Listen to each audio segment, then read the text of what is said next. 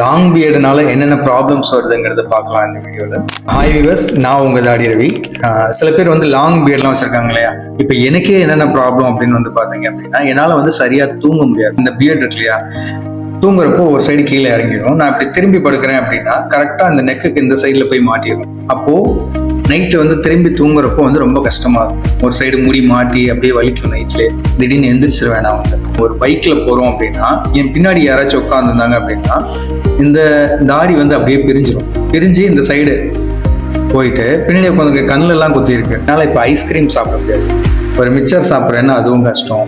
அதுவும் இல்லாமல் ஒரு கேக், பப்ஸு கூட என்னால் சாப்பிட முடியாது. இந்த மாதிரி ப்ராப்ளம்ஸ்லாம் இருக்குது. ஸோ நம்ம சில விஷயங்கள் சாக்ரிஃபைஸ் பண்ணால் மட்டும்தான் இது மாதிரி ஒரு லாங் பியர்ட் கெட்டப் வந்து நமக்கு கிடைக்கும்.